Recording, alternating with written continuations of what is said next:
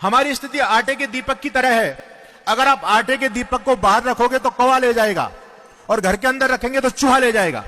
आखिर हिंदू की रक्षा होगी तो होगी कैसे, मुझे बताइए। महानुभाव, केवल कोरे नारों से हिंदुत्व बचने वाला नहीं है। अरे आंधियां चलने लगी हैं, ज्वार को पैदा करो। आंधियां चलने लगी हैं, ज्वार को पैदा करो। कंठ में क्रंदन नहीं, हंकार को पैदा करो। फिर से अब सजने लगी कुरुक्षेत्र समर भूमिका, पार्थ तुम गांडीव में टंकार को पैदा करो। आज समय की आवश्यकता है।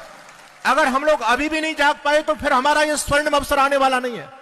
मैं आपके बीच में निवेदन करूंगा, Iran, Afghanistan, Nepal, Bhutan, Tibet, Sri Lanka, Myanmar, Bangladesh, Cambodia, Philippines, Malaysia, Indonesia, Thailand, Vietnam, ये कभी आपके अखंड भारत के हिस्सा हुआ करते थे। आज वहां से हिंदू पूरी तरह से समाप्त हो चुका है। और मैं आपके बीच में कहना चाहता हूं, हमारे 4 प्रबल शत्रु हैं। 4 प्रबल शत्रु, मंच से, खुले मंच से बोल रहा हूं इस बात को। आश्चर्य की बात है कि हिंदू इतनी चिर निद्रा में सोया हुआ है, इसको ये भान नहीं है, आभास नहीं है कि चारों तरफ से शत्रुओं ने अपना जाल बिछा दिया तुमको समाप्त करने के लिए। पूरी दुनिया से हमको समाप्त कर दिया, पूरी एशिया से हमको समाप्त कर दिया, पूरे यूरोप से हमको समाप्त कर दिया। अब थोड़ा सा अस्तित्व हमारा बचा है तो केवल हिंदुस्तान में बचा हुआ है। अगर भी अब भी हम लोग नहीं जाग पाए तो सोचो आप जाओगे तो जाओगे कहां। अरे अफगानिस्तान के ऊपर आपत्ति आई, तालिबानियों ने हमला किया, वहां से लोग शरण लेने के लिए आपके देश में आ गए। और मैं कहना चाहता हूं, ज्यादा समय नहीं है, आने वाले 20 साल हैं। यदि यही स्थिति रही तो आने वाले 20 साल में ये तुम्हारा भारत में अफगानिस्तान जैसी स्थिति होने वाली है। मैं आपसे पूछना चाहता हूं, आप कहां जाओगे? अरे आपको कोई दुनिया में शरण देने वाला स्थान है क्या?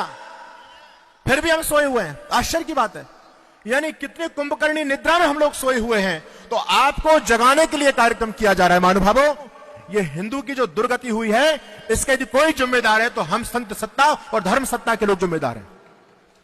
सीधी सी बात है। आपने दुनिया में आज तक किसी मुल्ला जी को, मौलवी साहब को यह कहते हुए नहीं सुना होगा कि सारे धर्म बराबर होते हैं, सारे धर्म प्रेम और भाईचारे की बात करते हैं। मुल्ला जी कहते हैं धर्म तो हमारा इस्लाम ही श्रेष्ठ है। आपने आज तक किसी क्रिश्चियन पादरी को नहीं सुना होगा कहते हुए कि सारे धर्म बराबर होते हैं, प्रेम और भाईचारे की बात करते हैं। वो केवल अपने क्रिश्चियनिटी को स्वीकार करता है, मुसलमान अपने इस्लाम को स्वीकार करता है। लेकिन आपने अनेक हिंदुओं को, और अनेक नहीं, मैंने सारे हिंदुओं को यह कहते हुए सुना है, धर्मगुरुओं को कहते हुए सुना है, जो इस बात को कहते हैं कि सारे धर्म बराबर होते हैं। ये क्या हमारे गंदगी दिमाग में आ चुकी है। इसलिए मैं कहूंगा, इस धर्म को बचाना चाहते हो तो धर्मगुरुओं को बीड़ा उठाना पड़ेगा। आज भाई, हिंदुओं की रक्षा की दायित्व, इस धर्म की दायित्व रक्षा का जिम्मेदारी हमारे कंधों पर है। और मैं कहता हूं, अगर डूब गया धर्म ही अपना तो फिर धर्मगुरुओं का क्या होगा। आज स्थिति यह हो रही है, हिंदू सबका रॉ मेटेरियल बन चुका है, सब में हिंदू जा रहा है। अच्छा, मुसलमान कौन बन रहा है? आज ये चिंतन हमको यहां पर करना है, हिंदू को बचाएंगे कैसे। आप सोचिए, मुसलमान भी हमको बनाया जा रहा है, यानी हिंदू ही मुसलमान बन रहा है। क्रिश्चियन कौन बन रहा है? क्रिश्चियन भी हमारे लोग बन रहे हैं। अन्य जितने भी ऐसे मत मजहब समाज में चल रहे हैं, उनकी दीक्षा जाकर के कौन ले रहा है? सबसे पहले हिंदू पहुंचता है। इसका कोई दीन नहीं बचा, इसका कोई धर्म नहीं बचा, इसके अंदर स्वाभिमान नहीं बचा। इसलिए इनके स्वाभिमान को पैदा करने का काम हमारी संत सत्ता, धर्म सत्ता करेगी। अगर इस धर्म को बचाना चाहते हो तो निर्णय यहां से लेकर के जाओ। केवल ताली बजाने से, जय श्री राम कहने से तुम्हारा धर्म बचने वाला नहीं है। 3 सूत्र में दूंगा और संक्षिप्त में चर्चा करूंगा। हालांकि ये बहुत जल्दी में ये विषय रखने वाला नहीं है। आपको ज्यादा मुझे सुना, मेरा धर्मयुद्ध यूट्यूब पे चैनल है, धर्मयुद्ध के नाम से, आप उसको सुनिएगा। मैंने बहुत सारी चर्चा की, पूरे देश में घूमता हूं। मैं आपसे कहना चाहता हूं, यदि इस धर्म को बचाना चाहते हो तो सबसे पहले रिश्ते बचाइए आप अपने। कुछ करने से होगा, केवल जय श्री राम के नारे लगाने से धर्म बचने वाला नहीं है। आज हम ये सोचें कि सरकार कुछ करेगी, मोदी जी की सरकार आ गई। अरे भाई, इन सरकारों के भरोसे ज्यादा मत बैठो। ये तो हमको स्वयं निर्णय लेना पड़ेगा, खुद करना पड़ेगा। पहली बात कहना चाहता हूं, रिश्ते बचाइए। रिश्ते बचाने का मतलब समझ गए आप लोग? आज बहन भाई का रिश्ता नहीं बच रहा है। रिश्ते बचाने का मतलब है कि थोड़ी आबादी बढ़ाइए। अगर एक ही तुम्हारा बच्चा है तो बचाओ, तुम्हारे रिश्ते बच्चे कहां। इसलिए निर्णय यहां से करके जाओ।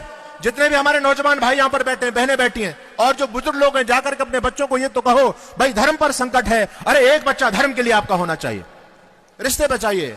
अगर एक ही बच्चा है तो ना ताऊ मिलेगा, ना चाचा मिलेगा, ना मामा मिलेगा। क्या स्थिति हमारे समाज की होने वाली है। अरे वो तो कहते हैं कि हम 5, हमारे 70 और सबके हाथ में ईंट और पत्थर। मैं ये कहता हूं कि इस हिंदू को मारने के लिए ज्यादा उनको कुछ करने की आवश्यकता नहीं, हम स्वयं मर रहे हैं। हमको सरकारों ने बहकाया, नारा दिया, हम दो हमारे दो। हमने नारे को वेद मंत्र मान करके स्वीकार कर लिया। उसके बाद फिर हमको नारा दिया कि शेर का बच्चा एक ही अच्छा, हमने इस नारे को भी स्वीकार कर लिया। उसके बाद में फिर हमको नारा दिया, अरे बच्चा ना बच्ची और नींद आए अच्छी। आज हम इस स्थिति तक आ चुके हैं। पूरे पुराने लोगों को देखो, तुम्हारा परिवार कितना बड़ा हुआ करता था, सभी कहते हम 10 भाई थे, 8 भाई थे। अब तुम्हारे बच्चे कितने हैं? कहते हैं जी एक ही है। हम 10 से 1 पर आ चुके हैं और वो कहते हैं हम 5, हमारे 70 और सबके हाथ में ईंट और पत्थर। आप देखो राम जन्मोत्सव पर आप यात्रा नहीं निकाल सकते, जन्माष्टमी पर आप यात्रा नहीं निकाल सकते। क्या दुर्गति तुम्हारी हो रही है? अरे चिंतन करो, अभी 25% है, 25%, और 25% होने के बाद तुमको सड़कों पर नहीं निकलने दे रहे हैं, तुम्हारी यात्रा नहीं निकलने दे रहे हैं। वो जिस दिन 40% हो गए, अरे क्या तुमको तुम्हारे घरों में छोड़ देंगे? चिंतन करो, ज्यादा समय नहीं है। पहली बात, पहला सूत्र, रिश्ते बचाइए। दूसरे सूत्र में आपसे कहना चाहता हूं, गले लगाइए। महानुभावों, आप इस भ्रम में मत बैठो कि आपकी आबादी बहुत ज्यादा है। इतना प्रबल षड्यंत्र चल रहा है, आपके अपने भाइयों को आपसे दूर कर दिया गया है। अभी विजयदशमी के दशहरा जो निकला है, आपकी दिल्ली के अंदर ही 10,000 भाइयों का धर्म परिवर्तन किया गया। इस केजरीवाल की सरकार में सारा खेल हुआ है। धर्म गले लगाइए। अगर आपने उनको सम्मान नहीं दिया तो वो भाई दूसरों के में जा रहे हैं। और देखो, ये तो केवल भीम आर्मी हो चाहे कुछ भी हो, आर्मी वार्मी कुछ नहीं है। उन विधर्मियों के ये पैसे से पोषित पालित संगठन है जो तुम्हारी ताकत को कमजोर कर रहे हैं। और तीसरी बात है, व्यापार बचाइए। और मैं चलते चलते बस ये कहना चाहता हूं, अगर हमने कुछ ठोस प्रबंध नहीं किया, इतिहास न तुमको माफ करेगा, याद रहे।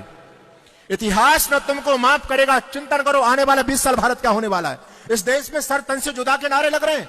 इस देश को गजवा हिंद बनाने की तैयारियां चल रही हैं और अनेक सारे चीन की वेबसाइट पर 28 टुकड़ों में आपके राष्ट्र को बांटने की योजना बन रही है। पंजाब उसका एक उदाहरण है। इसलिए आने वाले 20 साल में हम अपने बच्चों को क्या देकर के जाना चाहते हैं? ऐसा ये गला सड़ा भारत देना चाहते हैं? विधर्मियों के हाथ में बच्चों को सौंप करके जाना चाहते हैं? इतिहास न तुमको माफ करेगा, याद रहे। अरे पीढ़ियां तुम्हारी करनी पर पछताएंगी। यदि बांधने से पहले जल सूख गया तो धरती की छाती पर दरार पड़ जाएंगी। आज आवश्यकता है हम सभी मिलकर के एक ठोस निर्णय यहां से